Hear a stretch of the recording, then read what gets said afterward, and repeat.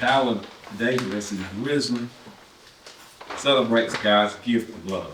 The text comes from Song of Solomon, chapter 1 through 8. We'll focus on the whole chapter. So the key verses, Song of Solomon said in chapter 2, verses 4, he brought me to the banqueting house, and his banner over me was love.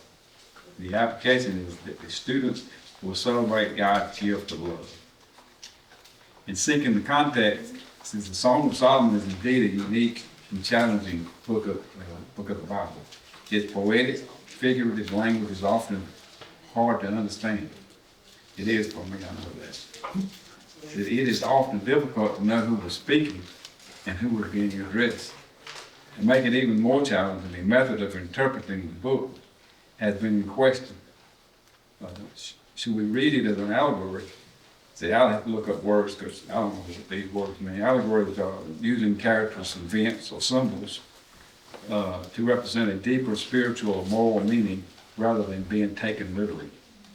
Should we read it as an allegory, picturing God's love for Israel or Christ's love for the church? Or should we read it in its most basic literal meaning of love, of the love song between husband and wife? I believe the best approach is to interpret the Bible as the literal approach. The allegorical approach depends too heavily on personal opinions. We can make the Bible mean whatever we want if we take it allegorically. So let us read the Song of Solomon as a phrase, marital love and the delight that comes to both husband and wife in a godly marriage. The song covers the full scope of marriage from the I looked this word up and even looked at how to pronounce it. I can't remember. Betrothal period of intense anticipation of the wedding day to the growing maturity of marriage over the years.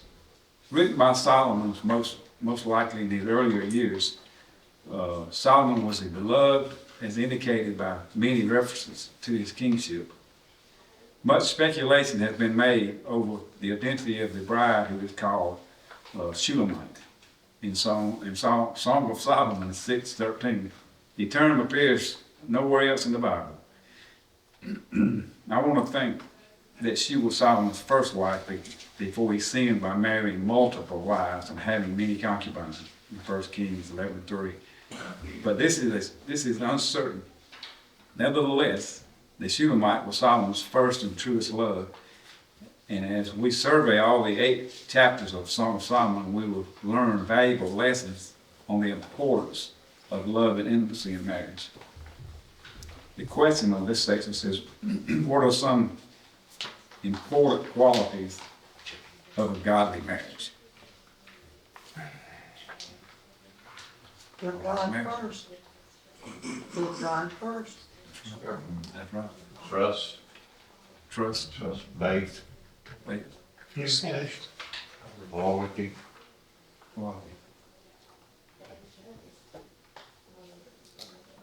All of these are good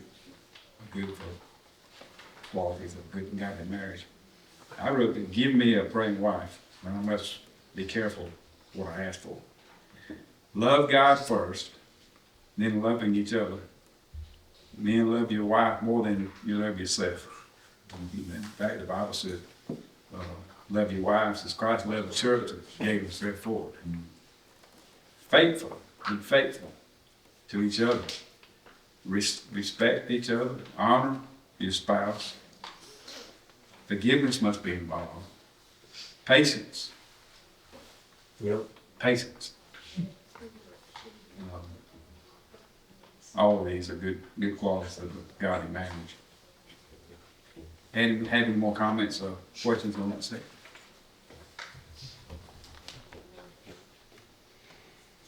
The first part says, what'd you say? Betrothal. I looked it up and they pronounced it, and I still can't pronounce it. Full of trouble. Full of trouble. Full of money spent. Good trouble. This It was comes a from, promise, isn't it? Isn't it a promise? it is a formal and legally binding contract. Oh, yeah.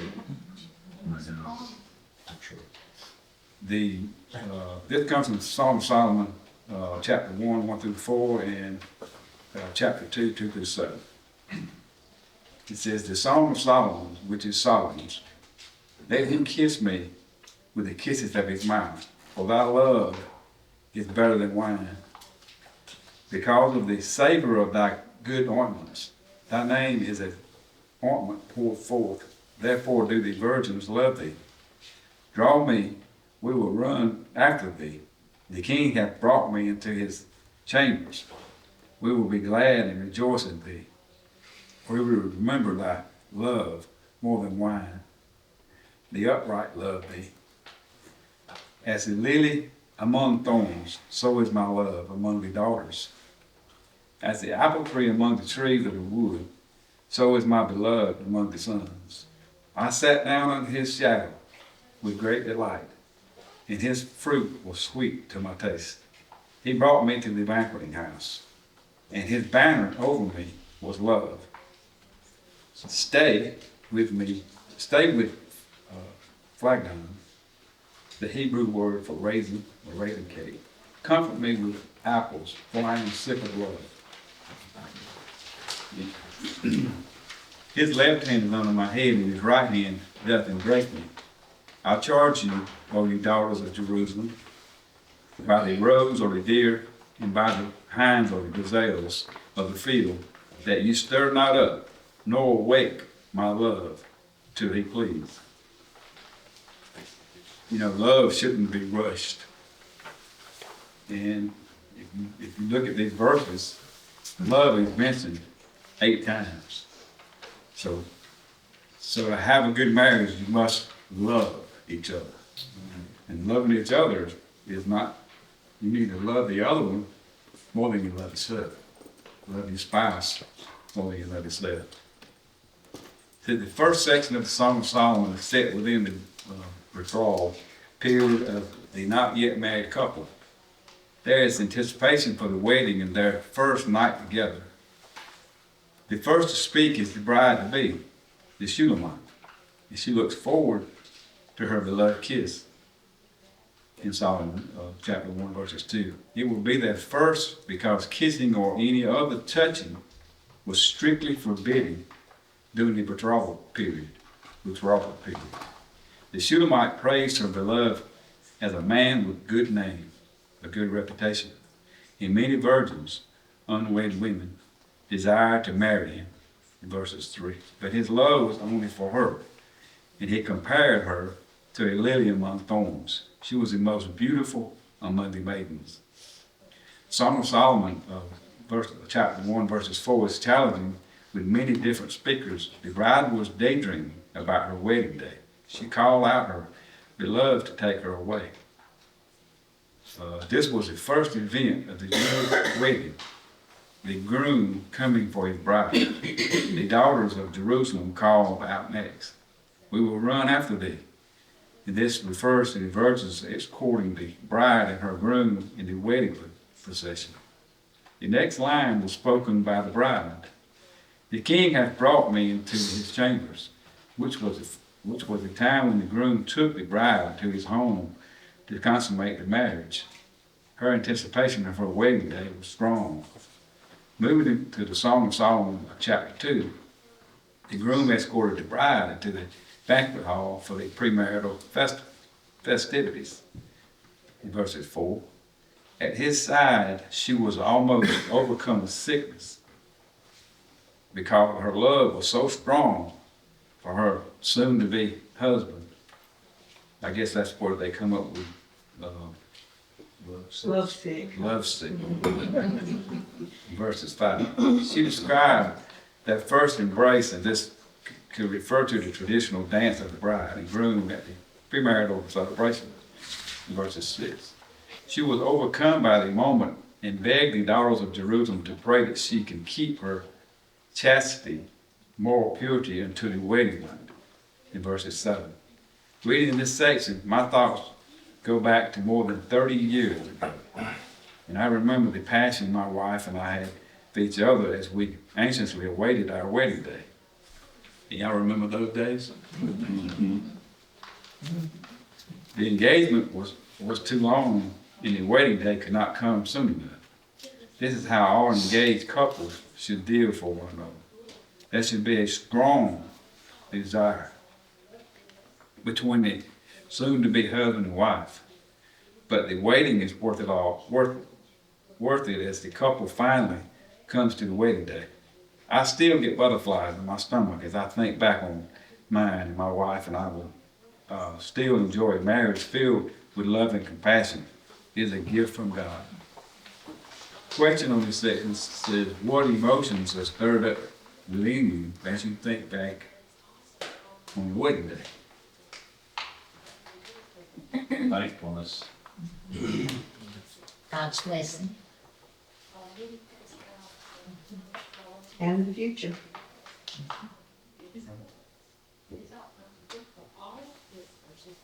We got a lot of marriages here. One thing I think about is dating and all of that before marriage. You have to get yourself sort of dressed up, make yourself look good, and after that wedding, then you just sort of wear casual. Let me assure you, that does not happen. That's really joy.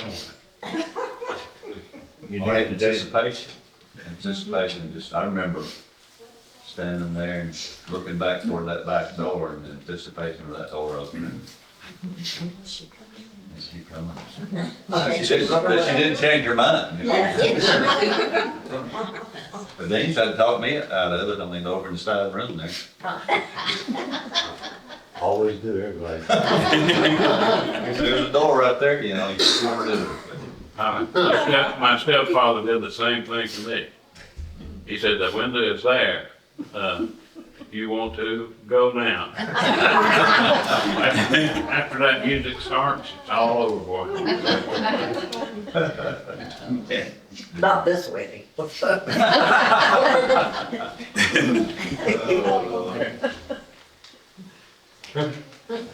had a boss to tell me you don't know what true happiness is until you get married.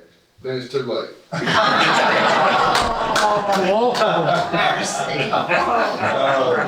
I had a boss that told me that.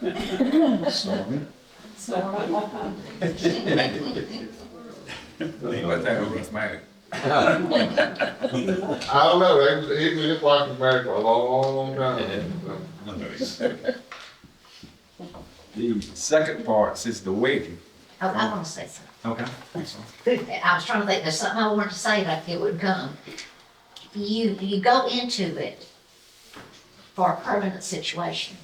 You don't think to yourself, well, if this doesn't work out, you know, I mean, that's just not the way to enter into a true God provided, you know, arrangement of meeting each other and falling in love and you regardless, because, you know, as we age, we change. And so there's things, you know, that, and especially me being 8 years older than David, it makes, you know, things that have not happened to me, he has to adjust for me. But then so do I for him. So you don't look at it as, it'll always be this way. No, it won't. It won't always be the way that you were that day. But I'm thankful that we've had renewing of vows here at the church. I think that's been so precious.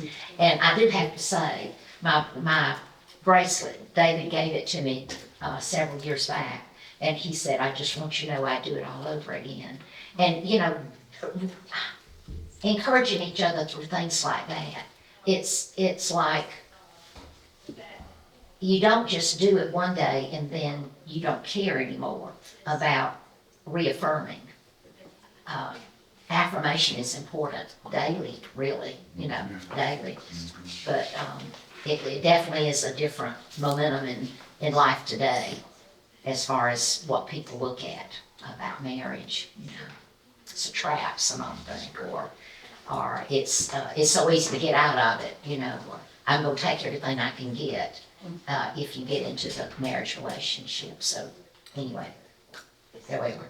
I think God wants the marriages to last. He don't want divorce, he wants it to last. I think that young people nowadays, in many cases, think, well, I'll try it, and maybe it'll work out. Hopefully it will. Even But if if it doesn't, there's always an out. even if they get married, Yeah. not married. Uh-huh. And, I mean, a lot of them, you know, they'd rather shack up, what we call shack up, live together. The second part is the wedding. It comes from the Song of Solomon, chapter 3, 6 to 11, and chapter 4, 12, and then chapter 5, verses 1. It says, "Who is this that cometh out of the wilderness like the pillars of smoke, perfumed with myrrh and frankincense, with all the powders of the merchant? Behold his bed, which is Solomon's, threescore valiant men are about it in the valley of Israel. They all hold swords, being expert in war. Every man has his sword upon his thigh because of fear in the night. King Solomon made himself a chariot of the wood of Lebanon, of cedar wood.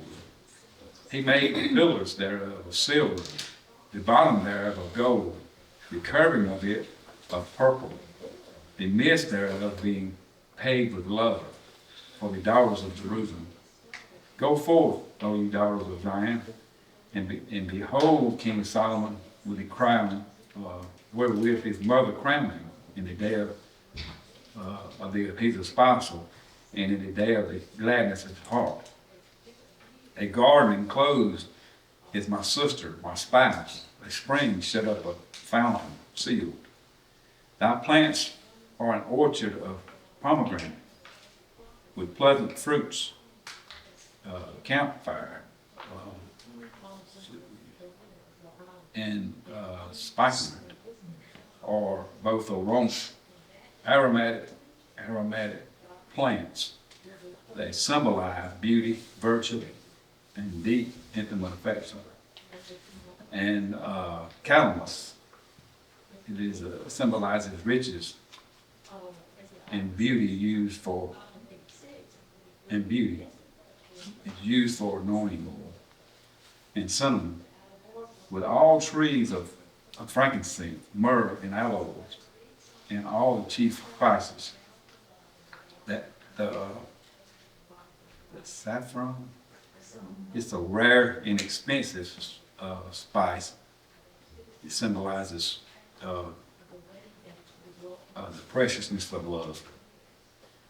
In the verse 15 it says, a fountain of gardens, a well of living water, and streams from Lebanon. Awake, O north wind, and come, thou south, blow upon my garden, that the spices thereof may flow out. Let my beloved come into his garden and eat his pleasant fruits. I am coming to my garden, my sister, my spouse, and I have gathered my myrrh with my spice. I have eaten my honeycomb with my honey. I have drunk my wine with my milk. Eat, O friend, drink. You drink abundantly, O beloved. It says the anticipated wedding day had finally arrived, and King Solomon was coming for his bride. All the daughters of Zion, or Jerusalem, were encouraged to go out and see the king in all his finery. Verses 11. Solomon appeared on the horizon, coming out of the desert, with all his royalty together. Verse 6, he was perfumed and powdered, wearing the crown his mother gave him for this special day. In verse 11, he took 60 of the best men of Israel to transport his carriage, made from the finest wood of Lebanon, the same wood used for the temple. Its supports were made of silver, and the bottom was made of gold. Its covering is made of costly purple cloth. Seemingly, the daughters of Jerusalem decorated the carriage with love, nothing less than the best for the king on his wedding day. As Song of Solomon 4 opens, Solomon entered to take his bride and showered her with praises.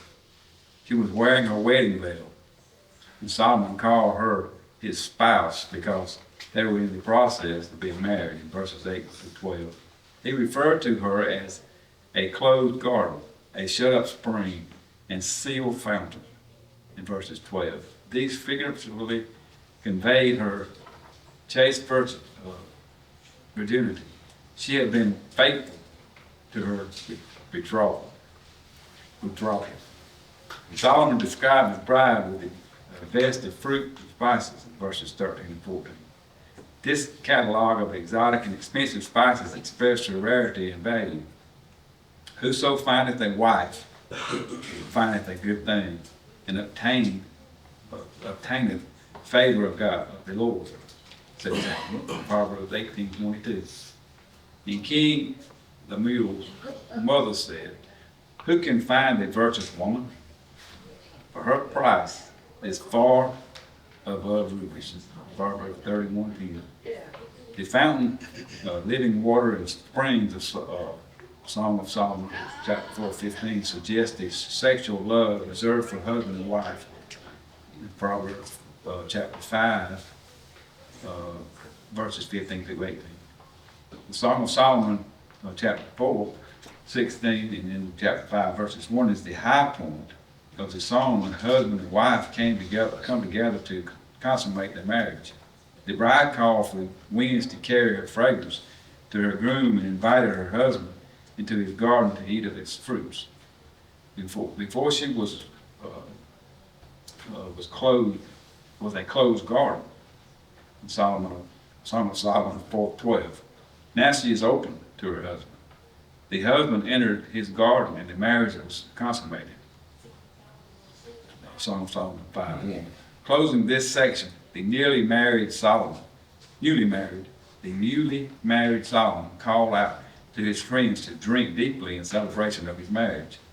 Today, there are two extremes when it comes to talking about sexuality. None at all, or too much. Notice that this song is discreet in its language and never vulgar. There is too much public talk that should be reserved for the husband and wife in the bedroom. But at the same time, we must talk about sex with our children and each other. We must teach about the appropriate place for sex, which is exclusively within biblical marriage, Hebrews 13:4. In no way is sex between the husband and wife something dirty, but it is private. Sexual language becomes filthy when it becomes a subject of jokes or descriptive of ungodly sex. We should use discretion when talking about sexuality, but we cannot be silent on the subject.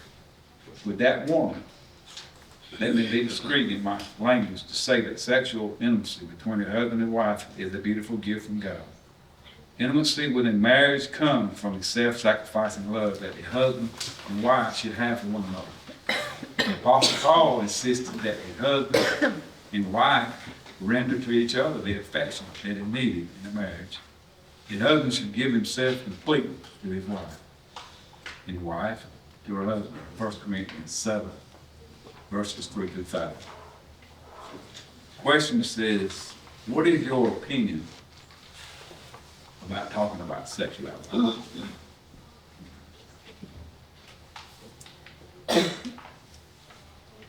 Well, it's not something that needs to be in a casual conversation.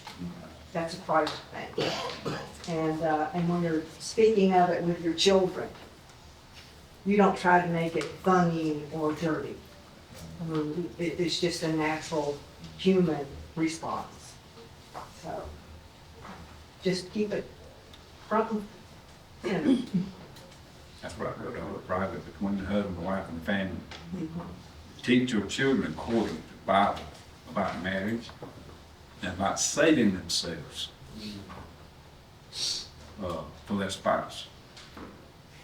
It's between a man and a woman, husband and wife, when they were talking about. I would much rather, if I had children, I don't have children, but I've been around a lot of children. if I had children, I would feel like I would be the one that should talk to them about it and let them know that it is something beautiful between a husband and a wife, and that it's not to be taken casually. But it seems like our generation, my mother never talked about that. That was something that was like taboo. You didn't talk about stuff like that. And you usually learned it from your schoolmates, and it was usually something funny or a joke, not what it truly was meant to be between a husband and wife. So I would much rather talk to my children about it myself. I agree, I think that's how it should be done.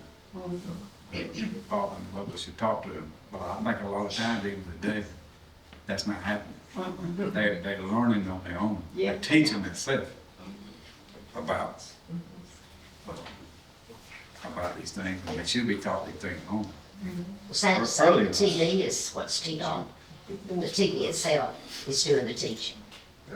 Yeah, it's so limited. Yeah. These days, the phone.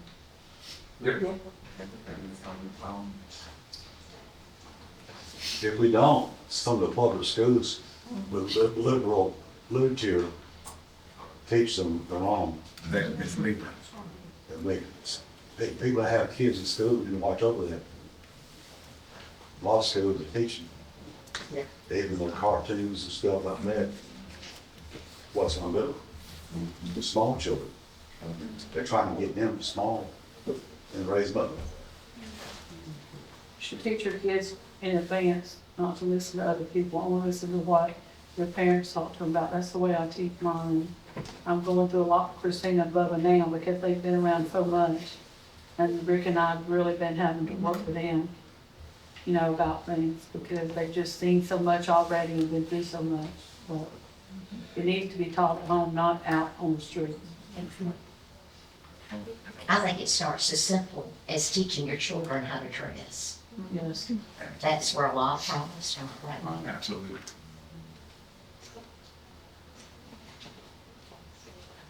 There's a lot that sometimes gets left out. They're very extremely important to our children. They need to know these things. And what better people to hear from is than one from Father. I've always told Trent if he had any question, he could come and get back first about anything, even when he was little. And I said, if you heard even a word that you did not know and had not heard, if you had a question about it, you have a free ticket to ask me that word. And if I say not to say it, it's a bad word, you do not say it again. And that goes for anything in life. If he runs across anything, he has a chance to come to me and ask me about it. No matter what it is, no matter what it is, Right. let them know they can come to you at a time. The third section says the marriage comes from Song of Solomon, chapter 5, 2-6, and chapter 8, 6 and 7. It says, I sleep, but my heart awaketh. It is the voice of my beloved that knocketh, saying, open to me, my sister, my love, my dove, my undefiled.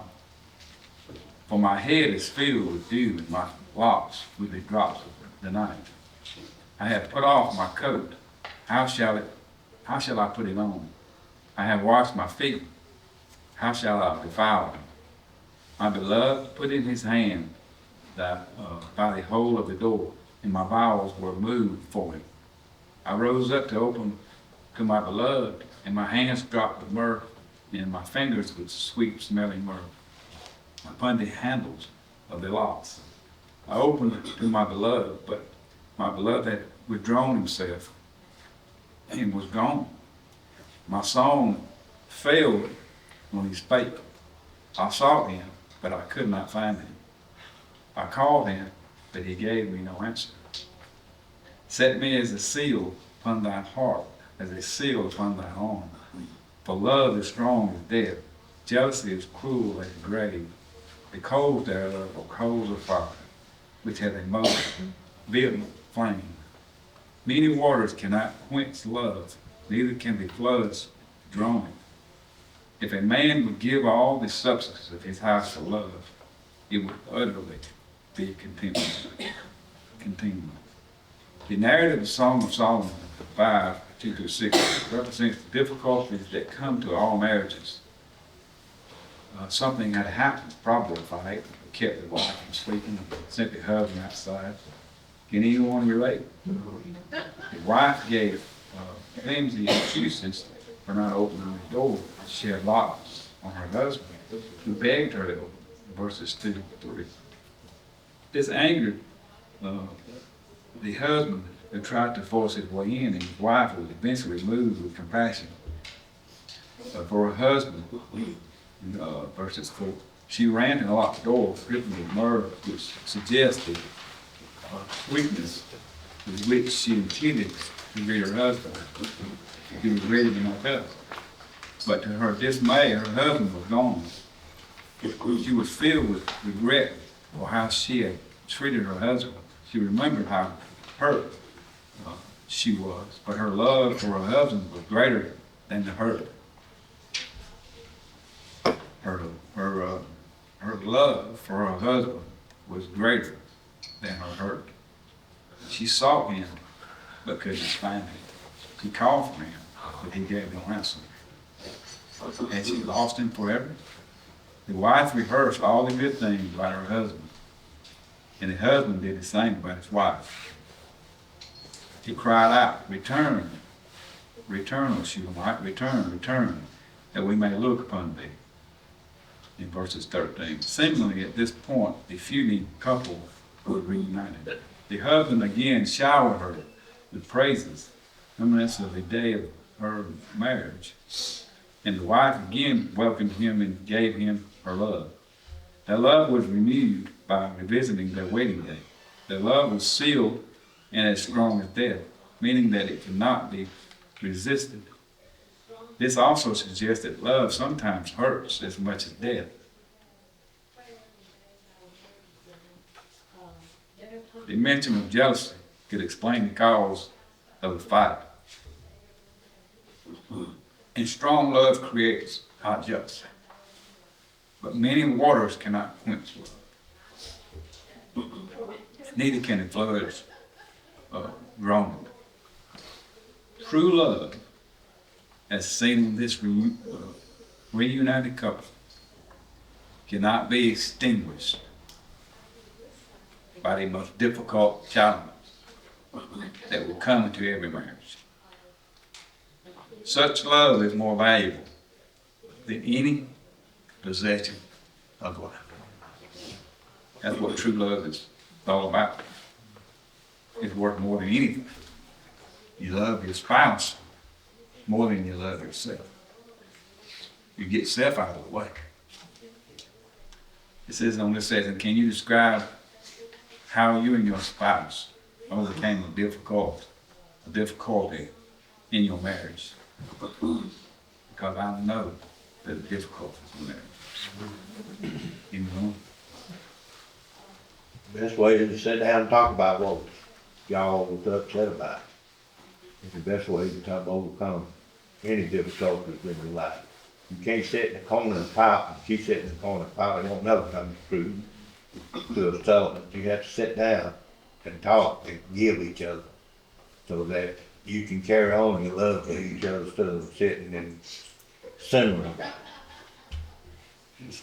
Communication? Good. There's no doubt. Any more minutes? It's a lot of give and take in marriage, on both sides. Because we are different. Even though, you know, we getting married and become one, we're still different. And there's a lot of give and take on both sides. But I saw an illustration, I think Joe's the one that showed it to me, but it was like a triangle. It had God at the top, and the husband on one side, and the wife on the other side. And as we both seek to get closer to God, as we come closer to God, we automatically come closer to each other as you go up the side of that triangle. And that's, to me, that's the most important thing, is that both parties are seeking God. not just one, both of them. It's good. I believe it was Joe that had that triangle. Didn't you show me that? That's what I'm talking about. It was good, it was a great illustration of how marriage should work, because when we first get married, there's a lot of differences between us, and we don't know all of those differences until we get married. I don't care what you say, you can be with them for 5, 6, 7 years, but when you get married, you start finding out stuff that you didn't know. And as it goes along, we grow closer. We learn how to give and take, both of us. And it's amazing to me how much now, after all these years, how much we think alike. We say the same thing. And, you know, like, I'll say, let's go here for this. She says, I was thinking about going there for dinner. You know, that's exactly what I was thinking. All right. The problem there is that sometime in the conversation, we start ending the other person's sentence. Yeah. Yeah, I try not to do that. Well, it happens. I was thinking about, this is first wife, probably, how about the other one? $699. He has 700 wives. He feels the same for all 700. That's a good question. Ready for another compromise. He has 1,000 women.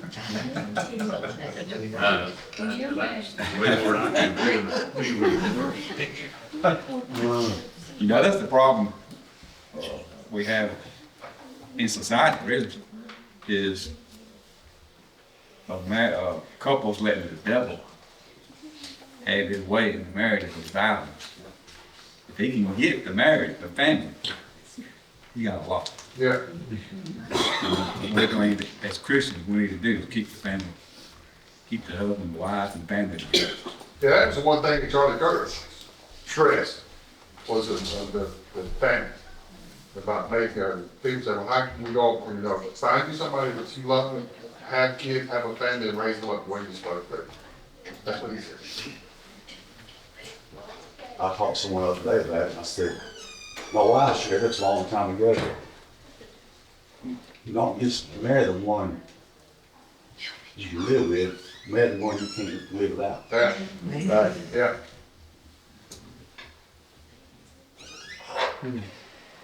If nothing else, Kyle, you dismiss us.